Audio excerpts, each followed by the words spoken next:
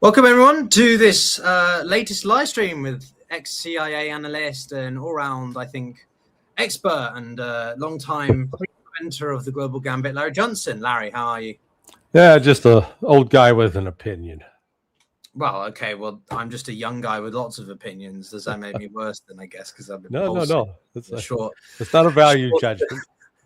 No, it's good to see you. It's been a good couple of weeks, which, considering how often we've had you on, is sort of like a lifetime. So quite a lot of things, I think, to get through. But the first place to start really is this deal seems to be now in the next phase. I don't know if you would agree with such an interpretation, but the first round was done, and I want to break down bits of that with you later on. But as an initial sort of like, what's your reaction to the first round, as it were, where the talks were done and then sort of finalized earlier on this week?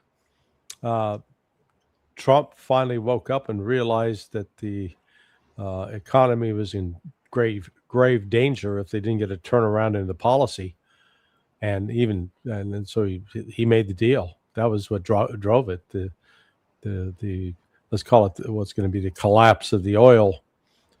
Collapse is the wrong word, but you've got a complete disconnect on the heavy crude, the middle distillates, because you can only produce it's out of that middle distillate, that heavy crude, that you produce jet fuel and diesel. But when I say you produce it, you got to make a choice as a refinery. You don't just produce them both. They don't become spilling out of different tubes.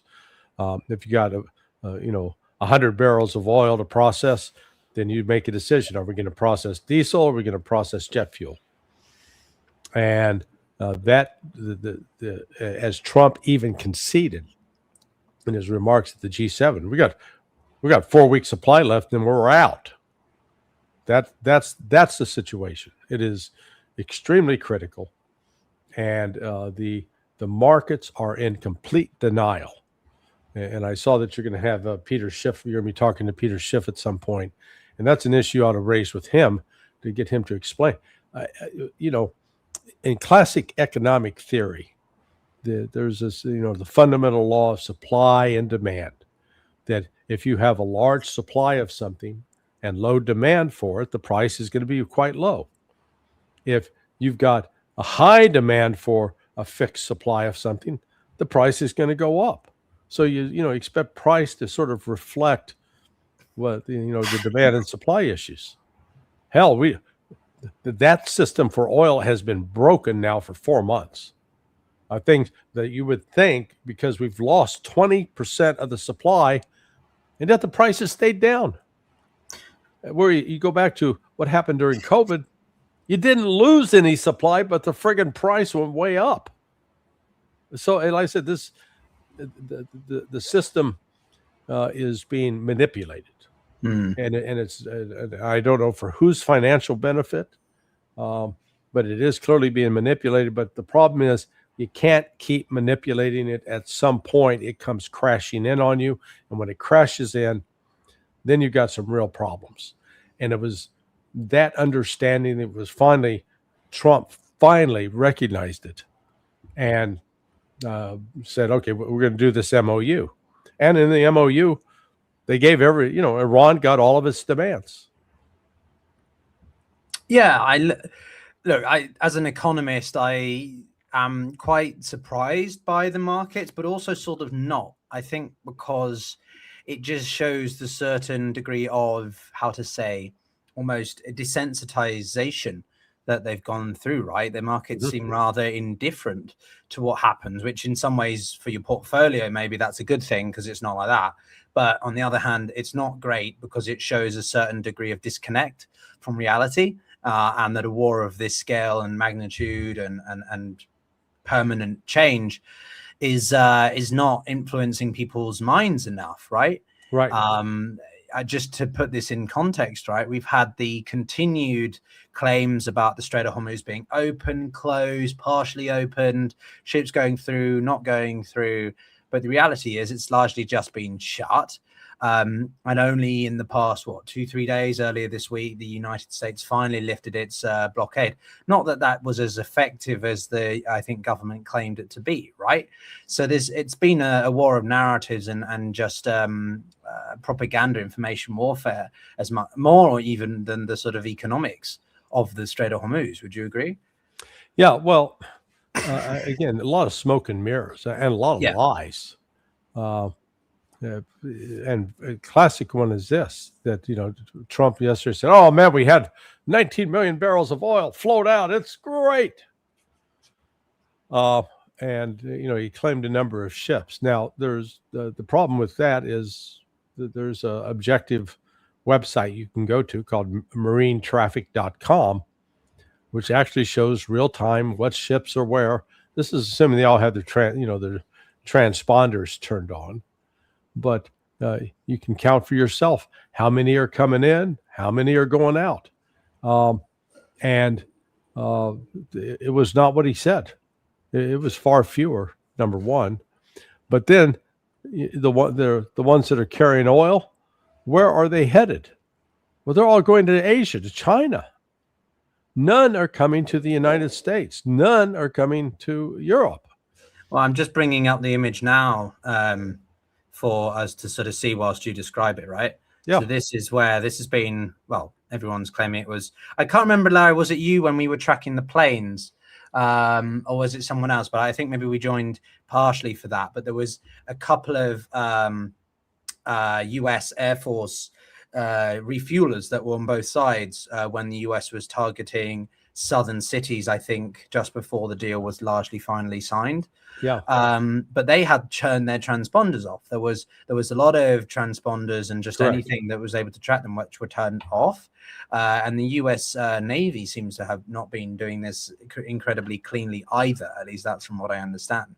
I don't know what your thoughts were on that. Well, and then Iran also has radar. They have other ways to locate ships, even if their transponders are off. And they've been able to confront them and turn them back. So, this the global economic damage from the closure of the Strait of Hormuz is, I don't think I've not seen anybody come out with a good, broad assessment of how bad it is. It's almost, let's close our eyes and just hope that it's not as bad as it could be. Because we're not just talking, it's one thing to talk about losing 20% of the global supply of heavy crude. That is critical for the supply of diesel and jet fuel. That's just on one level. But what about the disruption of about 25% of the global supply of liquid natural gas? That's and those gas fields, Rosneft in Qatar has been particularly, it's been destroyed essentially. It's going to take a year or more to rebuild, if that. And so people say, well, so we lose the liquid natural gas, but it's not that contained within, if you will, harvest the liquid natural gas contained within. That's where you get helium from. And so you say, well, so what? Does that mean fewer party balloons with people talking in high-pitched voices? No. What it means is fewer computer chips, and because of helium's role in producing computer chips. Well, we're already starting to see that impact with Apple announcing you're basically going to pay about $200 more per iPhone or iPad or iMac, whatever, because of the increase in price of the chips. The sulfur and urea, again, byproducts of the oil coming out of the ground or the liquid natural gas. And again, nobody thought through, or, at least overtly thought it through. Some may have considered it and were briefing it in private, but the effects of this on the global food supply, significant. But we don't necessarily feel that until October or November, and maybe not even until next year, but it will be severe. So it's this cascading of effects that I don't see anybody sitting down and said, okay, let's really sit and look at this objectively, and let's come up with worst case, best case. I haven't seen anyone doing that yet. Maybe someone is doing it. Yeah, I mean, look, I wanted to show everyone else also the Strait of Hormuz monitor, which is quite a good website I used intermittently for looking at just the tanker spot rate or the shipping transiting it now. So in the last 24 hours, you've had a quarter of what it should be. What's the normal daily or sort of 24-hour average? About 120, 130? Yeah, around 120, 130. Yeah, so we've had a quarter of that, which is what? 40, 20, 35, 30, something like that, right? So a fraction of what it should be. And most of those, as we had Malcolm Nance on the show again yesterday, and he was saying that most of those are going through the Iranian side. The Omani set up this their own side, I think yesterday, their own safe passage section. But that's only one smaller, slimmer part of the war. Well, that's being shut down now by Iran. Iran told him, "Hey, wait, what the hell? No, you're not doing that."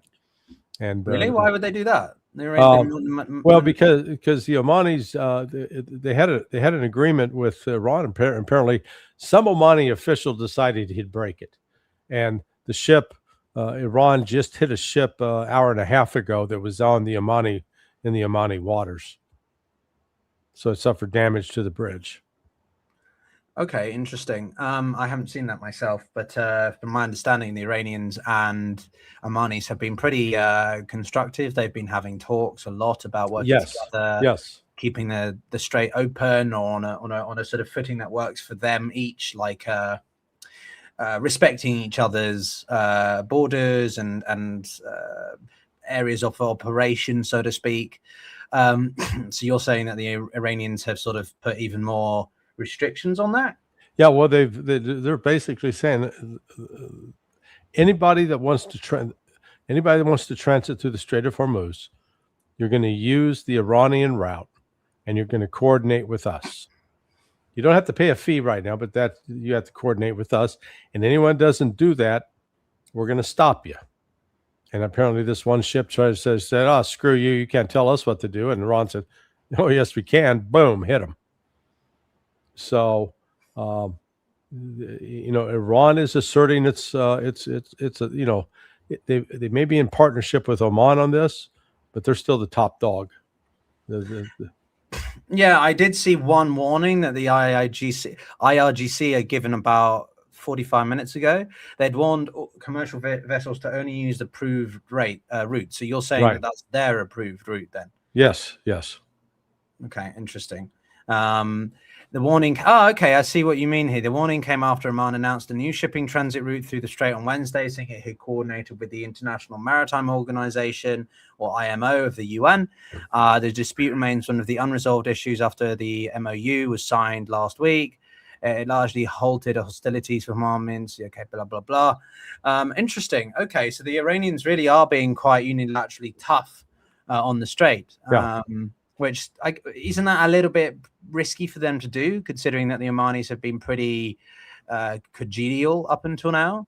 And they're making sure that everybody understands that they haven't rolled over, they're not surrendering, and they're still on the lead on this. In fact, their attitude: look, this wouldn't be happening were it not for us. So Oman's going to benefit, but Oman's not going to call the shots. I think that's the message they're sending.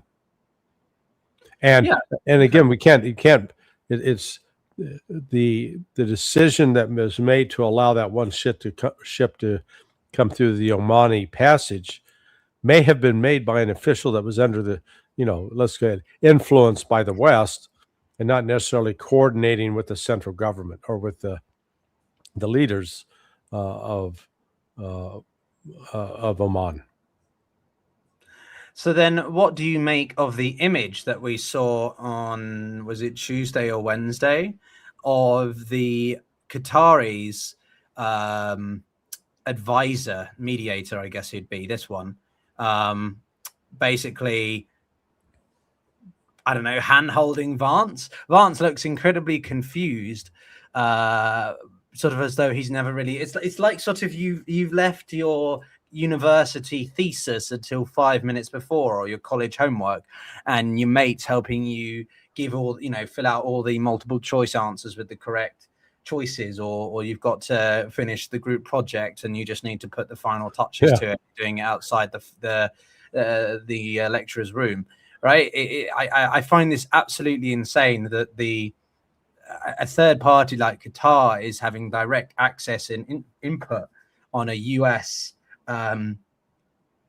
government device like this, but more specifically classified, but also vice president. It's not like he's the ambassador, he's the vice president of the US. In all your years of working in the CIA, Larry, what does that tell you about the state of the US government? Well, that it's chaotic is always, that hasn't changed. I was disabused very quickly in my early government career of the notion that I had naively believed that there was always somebody in charge, and they had thought things through, and they were not. They were acting with insight and foresight. Well, that's a joke. The other thing with this picture that you're showing, a few hours earlier, when J.D. Vance was standing to the right of Pakistani foreign Prime Minister Sharif, and the Qatari foreign minister comes up and warmly embraces Sharif, and you see J.D. Vance try to move like, hey, let's shake hands, and this guy, I forget his name, he ignores Vance, goes over and hugs it out with Munir, General Munir, sort of the de facto leader of Pakistan, and then turns around and doesn't even glance at J.D. Vance. Now, later he was confronted about that. And he said, "Oh, no, that's not what it appeared. No, hey, well, pictures are pictures. We saw what we saw. Now this here where there it is." So that's the mediator, and Vance just stands there completely limp. Well, look, he looks for like any degree of interaction, and then he doesn't even step over. That's incredible. Well, he tries to move, like, see him gesture and try. So, like, at this point, he thinks he's going to shake hands. See him? You can see he adjusts his jacket as a way to sort of make it look like he was doing something. Yeah. And then he tries to get some kind of engagement behind him, but he's just ignored again. So extraordinary. And then later to see that same foreign minister, though, sitting side by side, as Vance is sitting at the computer. If you saw the computer, you saw the ID card, what's called a CAC card that's inserted into the machine. Did you see that? What, this thing here? Yeah, you see that? Well, that's not even his card; it's his assistant's or something. It's some woman. So again, from a computer security standpoint, you're supposed to, when you're logged in, there shouldn't be somebody else logged in on your computer or using your computer.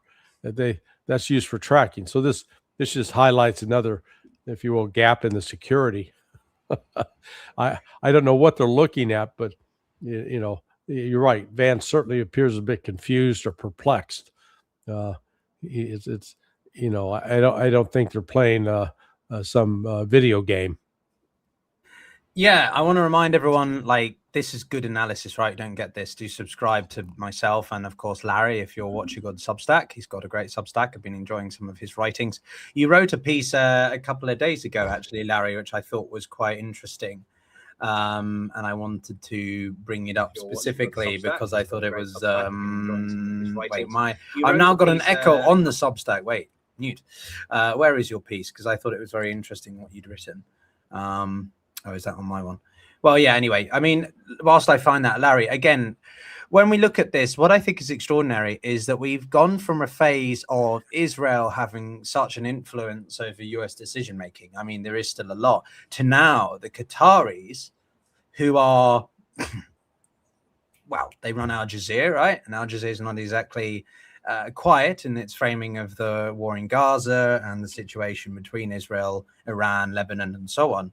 How much does that show you this government has shifted in who it's willing to be influenced by? Well, actually, not. I don't think they've shifted all that much. The whole relationship between Qatar, the U.S., and Iran. To say that it's complex is an understatement. Number one, Qatar's position as the host for the largest U.S. military base in the region at Al Udeid Air Force Base. Thing's massive. Uh, it's got a TGIF Fridays on it. It's got a Burger King trailer. Those are the things I remember from my brief time there back in 2006. That's on the one hand. On the other hand, it became vilified by the Saudis and the Emiratis because it was providing aid to Hamas and and its relationship with Turkey. Well, the aid, the providing a place where Hamas could come hang out and be protected, that was done at the behest of both the United States and Israel initially. And in fact, Israel was pumping, more than $1 billion into Hamas for the express purpose of building the organization up so it could create mayhem to discredit the whole overall Palestinian movement. And yet against that, in the United States, there is this drumbeat of criticism fueled by the AIPAC lobby about Qatar being this, bad actor, and Tucker Carlson's come in for some criticism for allegedly expressed interest in buying property in Qatar or in the region. But anyway, it's so the attitude, and then Qatar buys Donald Trump a big ass new presidential jet, $400 million worth of it. So, as I said, it's complicated. On one hand, we like him. On the other hand, we hate him. And then Qatar gets bombed by Israel last October, was it? Or it was at least last year, for hosting Hamas, which it was hosting Hamas because the West and Israel had asked it to. And now it's getting bombed, and the United States didn't do anything to stop that, to put a halt to that. So yeah, there's a complicated relationship there. The one that you would say that Qatar generally is pro-U.S., but increasingly, just as was evinced by the ambassadors or the foreign ministers, shunning, snubbing, shunning, snubbing, disrespecting Vance. That they're having some second thought, and in fact, they are having second thoughts. Pepe Escobar and I have heard through the source in Pakistan that Al Udeid is now communicated to the United States. The Qataris have communicated to the United States. You better be closing up Al Udeid by the end of 9 to 10 months. You're out of here. So if they follow through on that's going to be huge. Well, that changes the entire security architecture of not just the Gulf, but the whole Middle East, and yes, would make Iran far more strategically confident than it is already. Yeah. Now, I just was seeing in some of the comments here that you guys didn't even know that we were streaming, and I think that's always some sort of censorship or sort of suppression, I think, of these sorts of things. You said the alike off air together, Larry. So if that was the case, then guys, do like the video. It helps people to see what we're talking about with Larry, and I think there's some good stuff here. But one article that I thought was quite interesting, I read in Reuters, was about the disproportionate impact this has had, not on just Israel, Larry, but on Netanyahu, right? So for much of the past 40 years, Bibi has been he's had this narrative of trying to persuade every successive president that Iran is imminent. And you and I have both said about this, you from your own experience and me from reading through history, which is that I think he said back in the 90s that Iran was on the cusp of a nuclear warhead or about to use one, and that it was of the utmost urgency that the Americans led to a war or led some kind of conflict in Iran, as well as Afghanistan and Iraq and everything else that was going on. But now he seems to be being squeezed by the US. Trump seems less and less he has time for him. He seems disillusioned with him. But on the other hand, his Israeli base are getting fed up with him because they think that he needs to do more in Lebanon to counter Hezbollah and the perceived existential threat. So what's your perspective on that? How bad is it for Netanyahu right now? Well, it's bad, but what difference does it make? I mean, is it going to change Israel's policy towards the Palestinians, towards Iran? No. If he goes, we saw Naftali Bennett the other day talking about what a big badass he's going to be towards Iran. By God, I'm going to be your worst nightmare, he said. So, the soap opera drama that surrounds Bibi Netanyahu is great grist for the media. It's like sex, drugs, and rock and roll, man. You got something to appeal to the prurient interest of the public. But in terms of policy, it'd be one thing if it was Netanyahu driving, hey, we're going to go in and we're going to invade and occupy southern Lebanon. We're going to take control of it up to the Litani River. That's my thing. That's Bibi. Get rid of Bibi, that goes away? No, not at all. That doesn't go away. We're going to have a confrontation with Iran. Get rid of Bibi, does that go away? No. How about the Palestinians? How the people in Gaza and the West Bank get treated? Is it Bibi Netanyahu's policies? No. People don't, I guess they just don't like him because he's an asshole. Okay? It's personal with that, but it has nothing to do with policy. So that's why I say if anything, I think there's a potential irony here that if and when Bibi goes, it will make relations with the United States worse, not better, because Bibi, having been grown up in the United States and gone to school in the United States, he understands Americans and understands sort of what bells to ring and what buttons to push.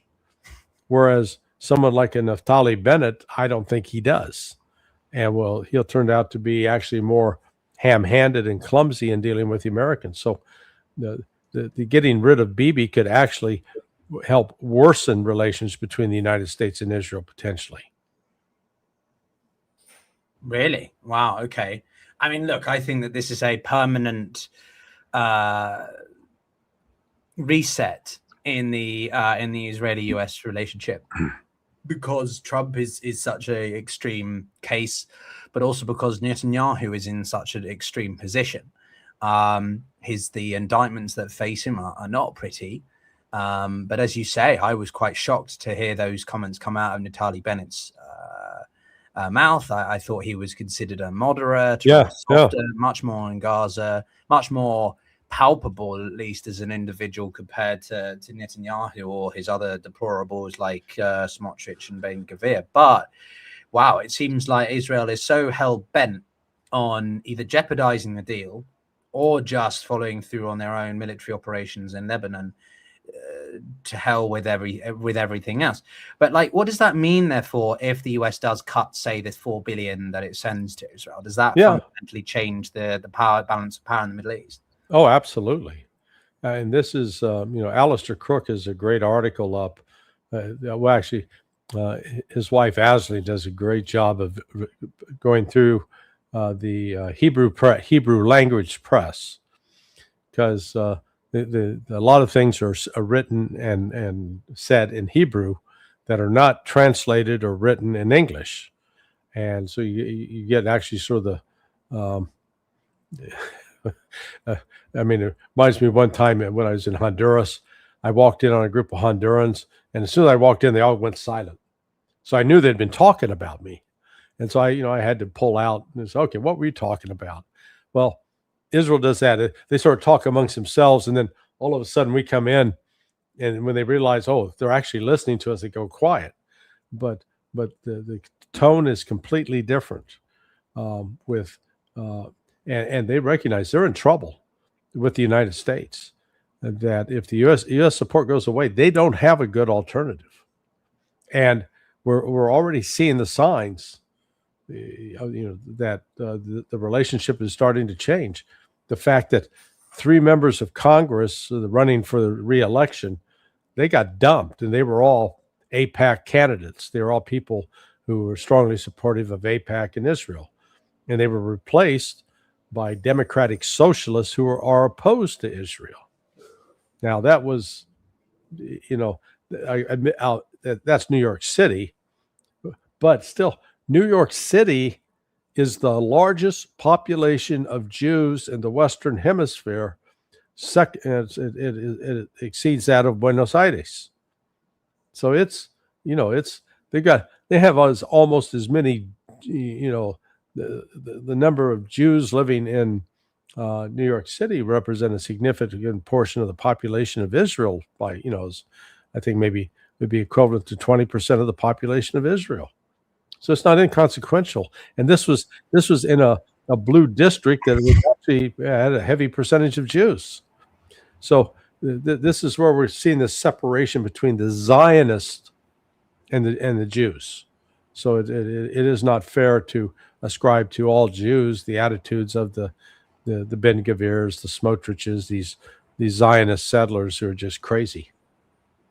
Yeah, look, I mean, I think, as I said to you, I think once before, there's 2 main things I think about, which is very revealing of this, which is one, in all the people that I interview, and even now we've had some people who didn't like the fact that I mentioned Malcolm Nance, but guys, I'm not going to just interview Larry every day. That would kind of be boring, and I think Larry would think I'm really weird if I just interviewed Larry every day as the only person. Like I have a shrine in my house. So it's called diversification and opening your mind to different perspectives, right? So I like listening to Larry a lot, but I think it would be amiss if I didn't speak to Malcolm Nance or others. Alistair Crook is actually someone, Larry, I'd like to speak with. If you can put me in touch, there's a call to action.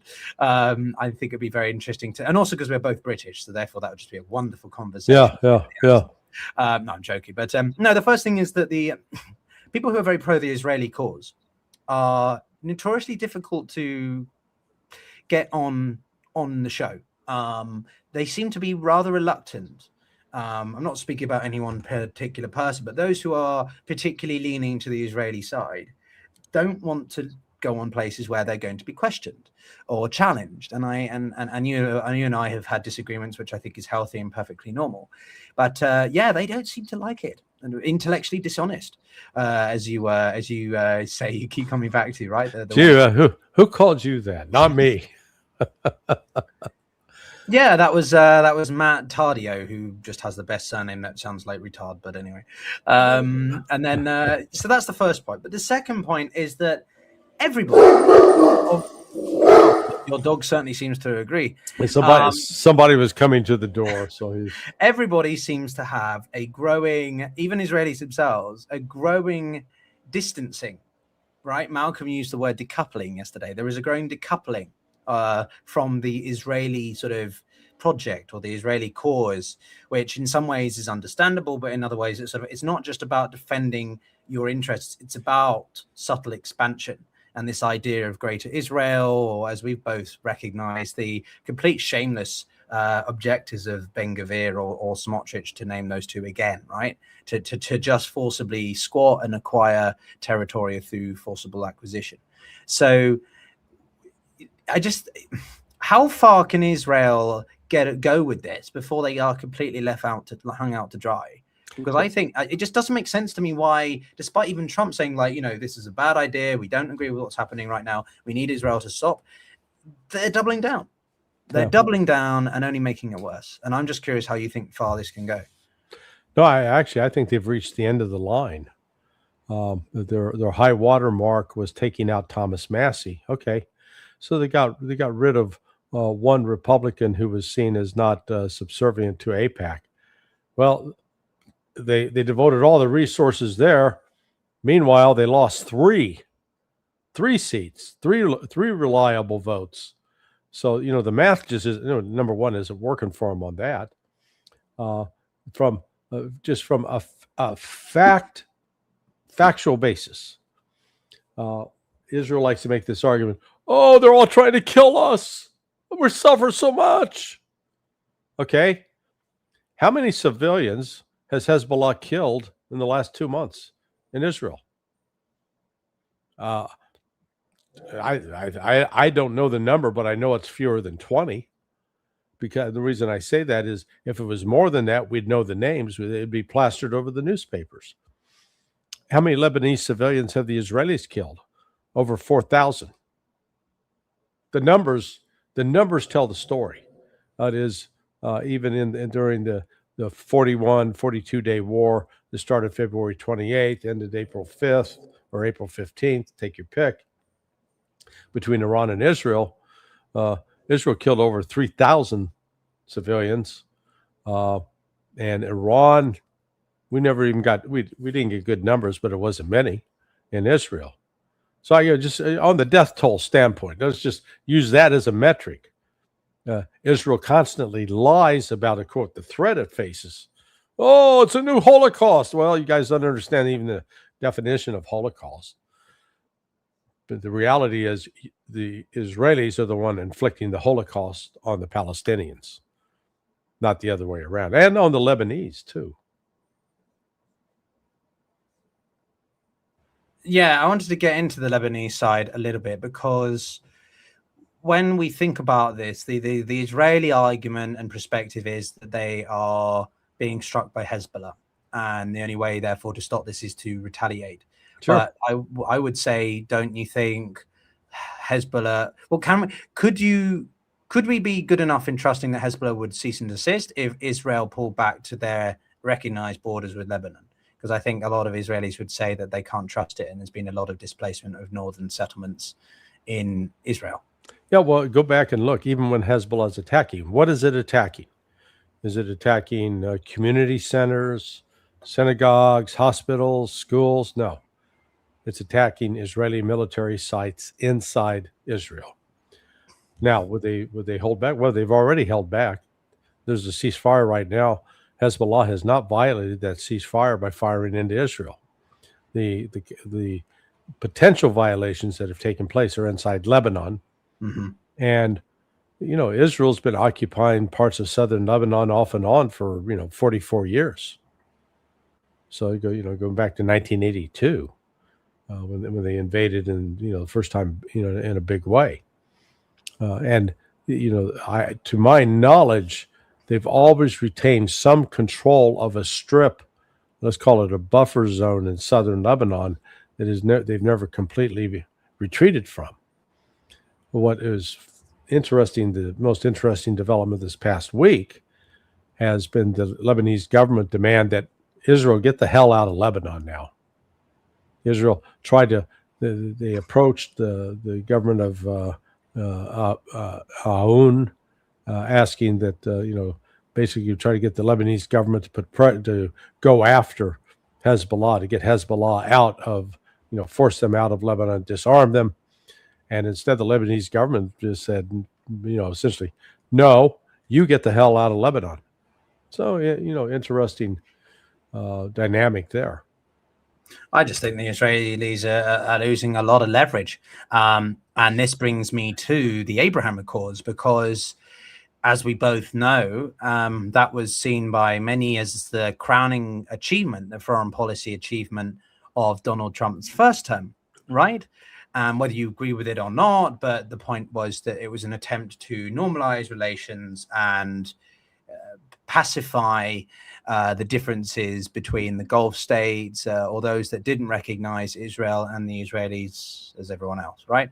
But in the past couple of years, with the October 7th and then subsequent Israeli conflict, and just generally their overextension, their overreach, seems to be completely undoing everything that was achieved in that first term, right? Mm-hmm. The Gulf states, especially Saudi Arabia, from the context that I have there, has said that they are that they're just being completely like they don't think it's a good idea to normalize relations with Israel, at least officially, because they are the ones that are being seen as the destabilizer, as the disruptor.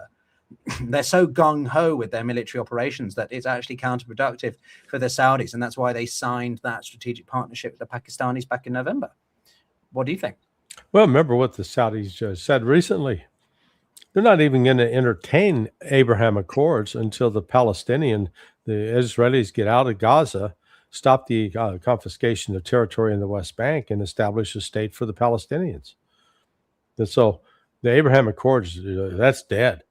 And not coming back in its current form.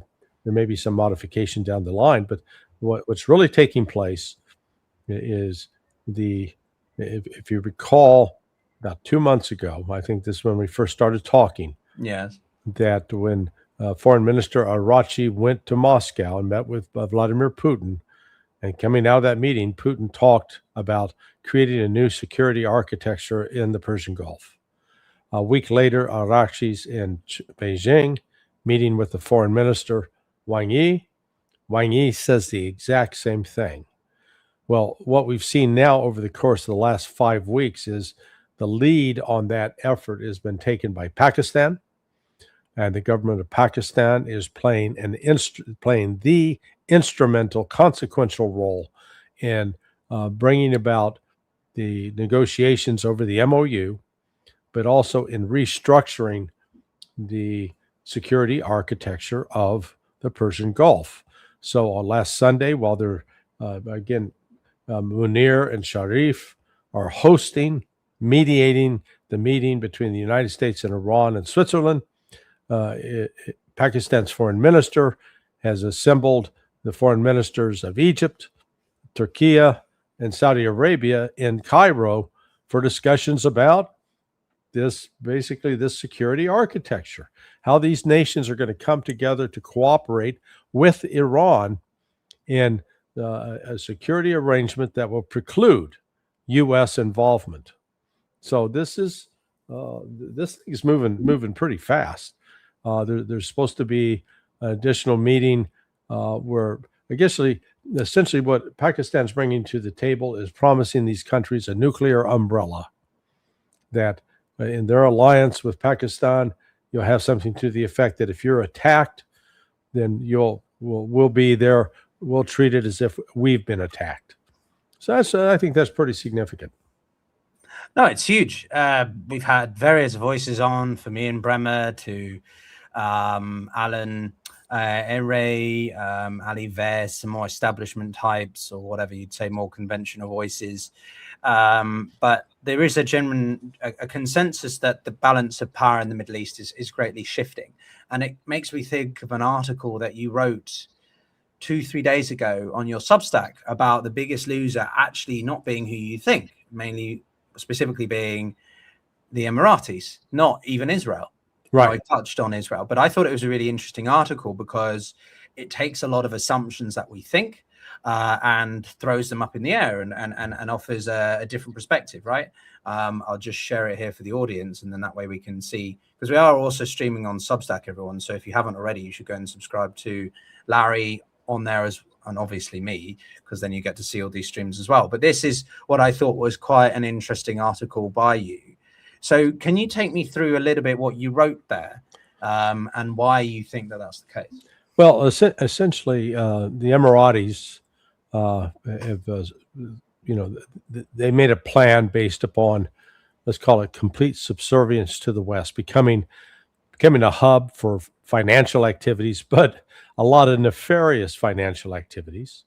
I described the Emirates as an adult version of Disneyland laced with Las Vegas, because the prostitution, gambling, these extravagant lifestyles of the rich and famous, all supported by really what is a grotesque exploitation of people from East Asia, Philippines and other countries, where they show up. It is a form of human trafficking that's taking place, But in the course of this, very close ties with Israel. In fact, the Israeli security architecture is just intertwined with that of the Emiratis. And then, boom, this war comes, and the Strait of Hormuz is closed. Well, sort of the all of the main pillars of the Emiratis' economy were suddenly threatened. The international trade, they had the largest or second largest free trade zone in the world at Jebel Ali. That was closed down because no ships coming in or going out. So you get that.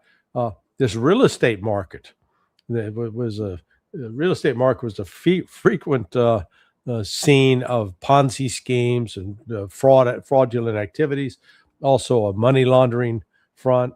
I was told by my source on this article, who contributed to this article, that the uncle of Volodymyr Zelensky comes into Dubai, and he's bringing bags once a week, bringing bags of cash filled with millions of dollars, and then those are deposited in these bank accounts in the Emirates. Then out of those accounts, they're a purchase of a condo, real estate, that is then flipped. And so when those proceeds from that real estate sale are then deposited into account, that explains the origin of the money. Oh, this came from selling real estate. That money is then siphoned to Israel, and from there, this money is shared with members of the U.S. Congress, who are reported to receive millions of dollars. So that's one aspect of the corruption, organized crime and such. When the war started, a lot of that money then started fleeing to Singapore because they were concerned it was going to be trapped there. So you had the banking sector struggling, you had the real estate sector struggling, you had the tourist industry basically collapsing, and the Emiratis, they had made their bet. They thought, we bet on the United States and Israel, we'll be good. They're the strongest, they're the best, and it turns out they're not. It exposed what this war exposed was tremendous, the weaknesses and limitations of both U.S. and Israeli military capabilities. So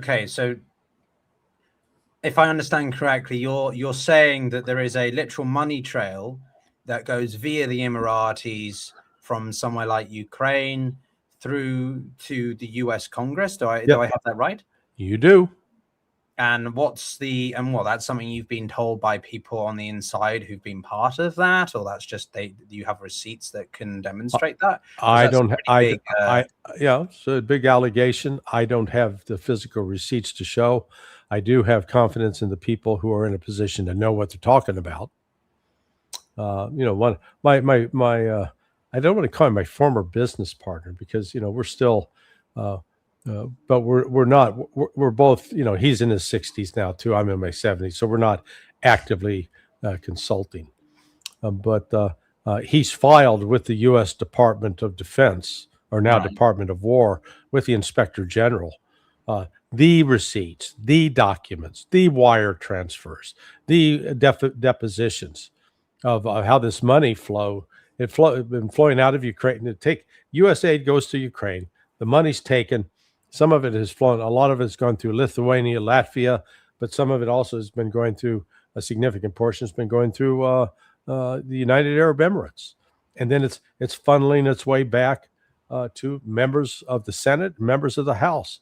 The most vocal people advocating for U.S. involvement in Ukraine are the ones that have received millions of dollars. But USAID was disbanded last year. So how have they found new means by which to get through that? No, this has nothing to do with USAID. This has to do with DOD or DOW, Department of War. So the DOD is what? Sending contracts? And I'm just quite interested. Not just sending money. There are funds that are allocated, and some of it goes through State Department, through the foreign military cells.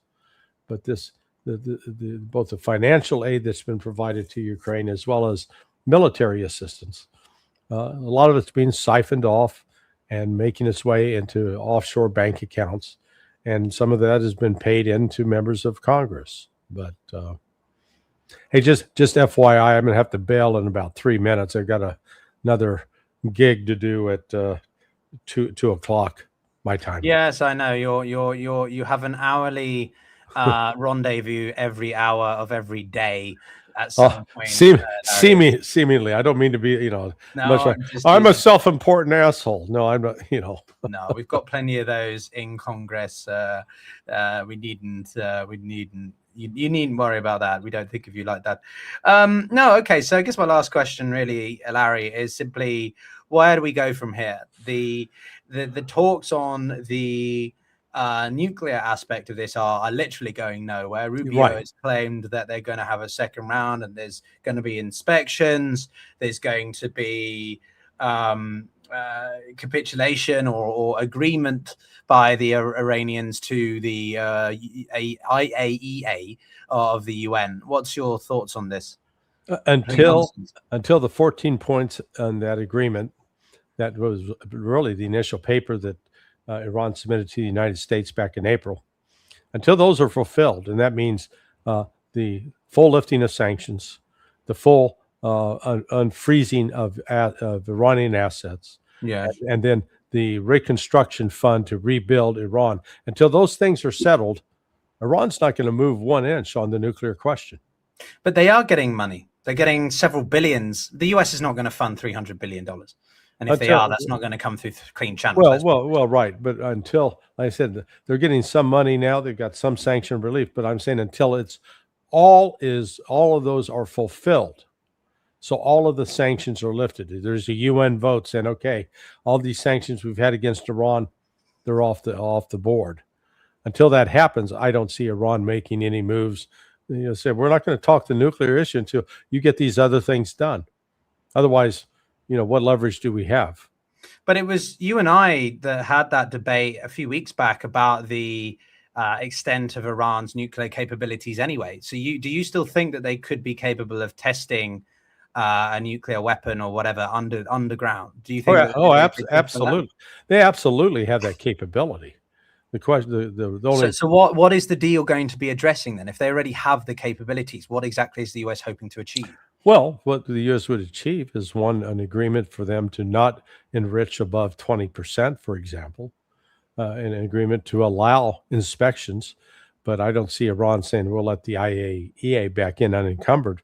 There'll be intelligence officers as part of those. Yeah, so they'll insist on some process that would have more of an let's call it a BRICS flavor with Russia and China playing a leading role. So, but they're willing to negotiate and provide assurances that they don't want to have a nuclear weapon to be able to threaten others. But they recognize that if that's the only way they can get the West's attention, then that's what they'll do if they need to. But again, I'm still confused. What's the point in talking about nuclear enriched uranium if you've already got a warhead capable of doing what it needs to do? Because you can always downscale. You can always go backwards. Why would the Iranians want to do that? If they can get security guarantees that they're not going to be a threat in the future, and have and again that'll be manifest by the full lifting of the sanctions, the full provision of financial aid. They'd be willing. I think just from the religious standpoint, again, they see that as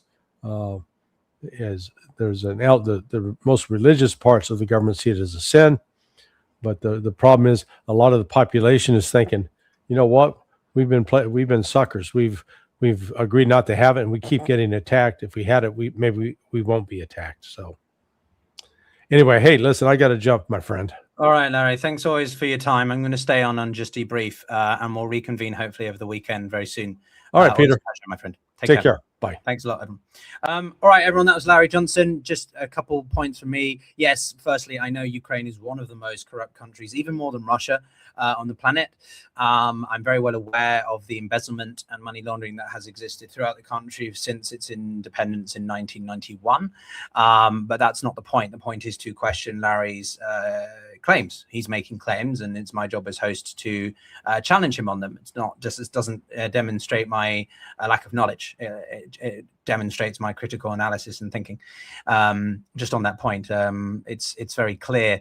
I mean, Zelensky claims that he's purged the Ukrainian government several times of middle staff, and it's pretty clear that at the middle rank, so if you're looking at the military, you've got officers in the middle level or junior mid officers who have been the most corrupt, stealing funds, literally stealing aid that has come from Europe. The worst ones are the humanitarian people like NATO, not all of NATO, but some people within NATO that have literally embezzled money that was meant for supporting these legions and stuff. So yeah, we're very well aware of the limitations there. But I was questioning Larry on his connections there and the claims, because I frankly don't fully agree with that. I'm still skeptical of that. I follow Ukraine very closely. I know the Russian side very well. So that's what we were wondering about. And as for the other stuff, I mean, look, I think still skeptical that Iran has the nuclear capabilities. I think Larry's been very on point about a lot of things, about the complete capitulation of the US over finances. But on the nuclear front, I think it's very unclear the capabilities of Iran. There's been discussions, whispers from people I know about the Pakistanis' willingness to support Iran on its nuclear program, on its nuclear capabilities. That's sort of why the Pakistanis signed this strategic partnership with the Saudis, because the Saudis felt if they can't rely on the United States and Israel is going to still be a destabilizing force in the region, they need some kind of assurance. And both the Saudis and the Pakistanis benefit a lot from this agreement, from this strategic partnership. Now, you could argue that the Pakistanis haven't really followed through, in the sense that Iran did attack parts of the Gulf states and the Pakistanis did nothing to come to the defense of the Saudis or their neighbors. So how valuable is this strategic partnership in anything but symbolism? That's often what we see with these sorts of things. The Russians have done very little to really support the Iranians. The Iranians have done a bit to advise and support the Russians in, say, Crimea over the past 4 years. But generally speaking, the Chinese and Iranians, the Chinese have done very little to, and yes, I am a qualified economist. I have a master's degree in it. So yeah, it's been very questionative, the willingness of China to support the Iranians. They have tacitly through non-lethal aid because they don't want to, get the some response from the United States, which would not be good for them. So yeah, I think that was a pretty far-wide ranging conversation. I do like what Larry had to say about the Emiratis. I think it's very significant how big a deal they have come to, really siding with one side and showing where they sit on this spectrum now. They've chosen not to try to balance like the Omanis or something, but really put all their eggs in one basket with the Israelis, the US, and by extension the Indians, part of this I2U2 organization that I've mentioned in the past, this sort of mini-lateral group which is about Middle Eastern security, although it's proven to be absolutely irrelevant in this war. And on the other side, you've got the Saudis, the Pakistanis, and the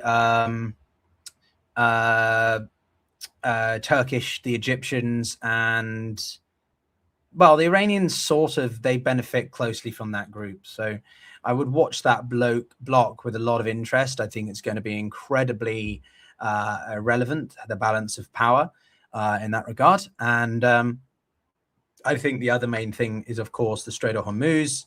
The IMF has said that energy prices will be easing further. So energy and commodity prices have fallen significantly since the halt in hostilities. But Gulf trade flows will take ages to return to normal.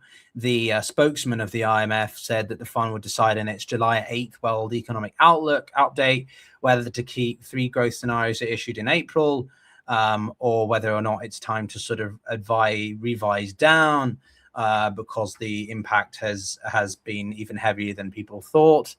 And then the very last thing I think about the Strait of Hormuz, I mean, look, there is a great discrepancy here between the US and Iran. Hormuz is something that Iran has been using as a leverage throughout the negotiations, throughout this whole war. But Rubio, the Secretary of State for the US, has reiterated what he's been saying for a while, which is that if Iran wants to charge any tolls or fees, that's something that is completely unacceptable. So there's a clear red line for the US, and there's a clear intention from the Iranians.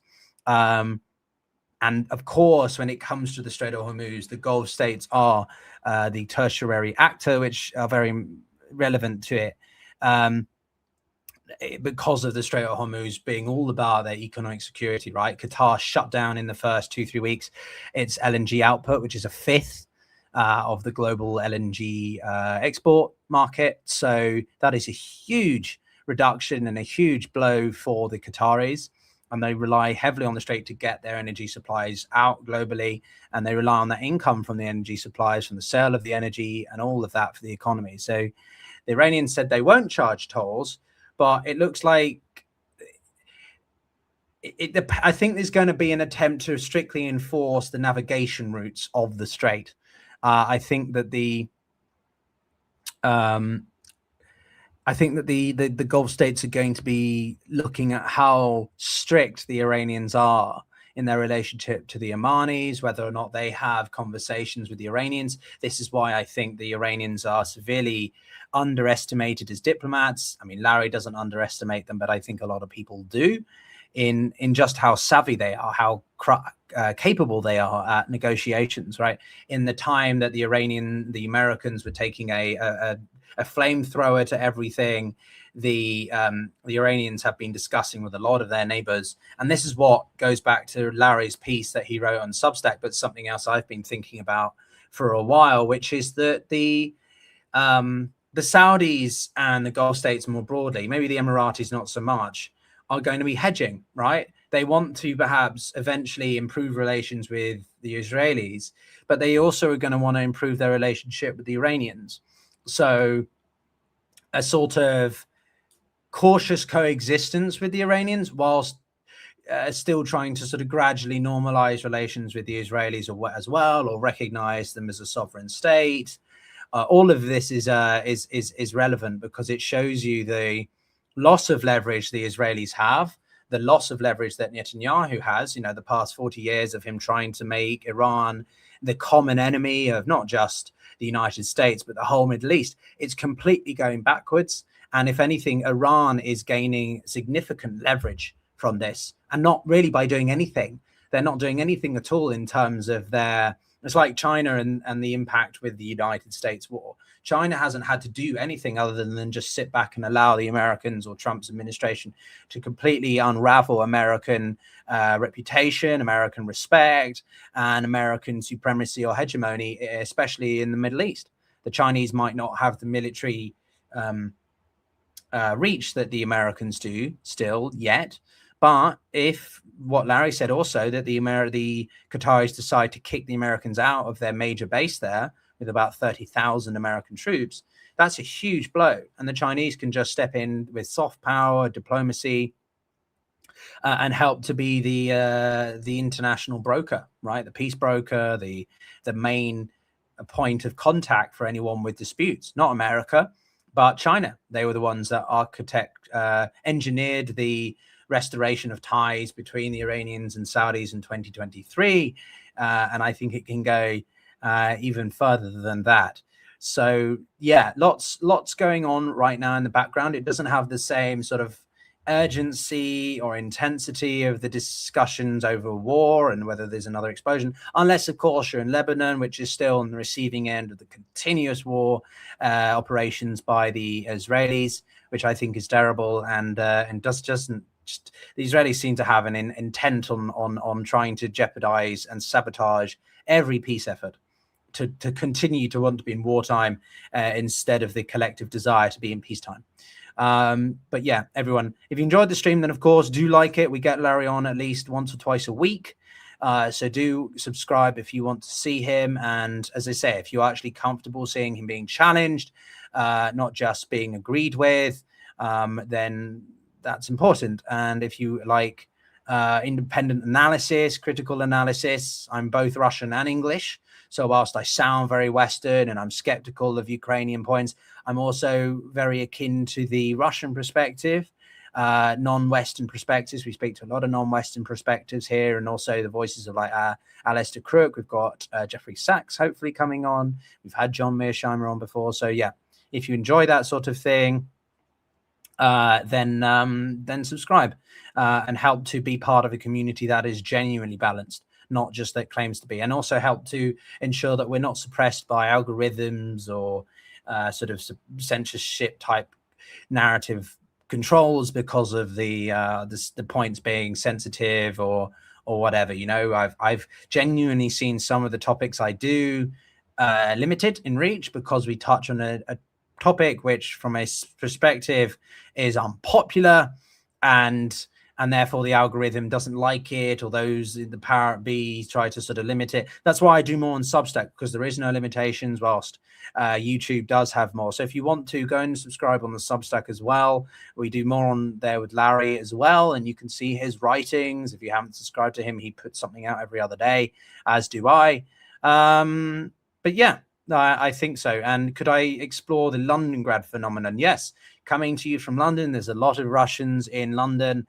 There's a lot of Russians everywhere. And that's why the idea of trying to put some visa ban on Russians is completely absurd, because it's not going to work. They will find other ways around it. And ultimately, I think punishing or sort of profiling an entire nation is not a good idea. This isn't a defense of the war in Ukraine or Putin, but I think it's extremely bad to essentially segregate or demonize a proportion of the population completely. A lot of them don't want to speak up against Putin, but I think that's because part of them don't fully understand. They've been manipulated for so many decades, but also because they are genuinely scared, and also because by protesting, yes, you show your support, but then you lose your house, you lose your income, you lose your job, you lose everything.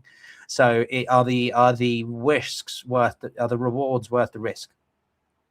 Which I think a lot of Russians are pragmatic people, and it's not worth it. So some of the channels on this site which are so pro Ukraine, yeah, I understand. I'm pro independence and against the war, but I also think it's unrealistic to assume that Russia everything bad and Ukraine everything good. It's not that simple, which is why I try to balance the content that I cover and the narratives or perspectives that I host, which doesn't make me popular. Right? It's a bit like sort of you try to engage everyone and you end up pissing off everyone. But anyway, thanks very much for watching, everyone. If you enjoyed it, as I say, like the video, subscribe, and we'll be back with Larry in the next few days. And we'll be back with Malcolm Nance. We'll be back with Alistair Crook. We'll be back with Alex Craner, Jeffrey Sachs, and many more is coming. But thanks a lot, everyone. Speak soon.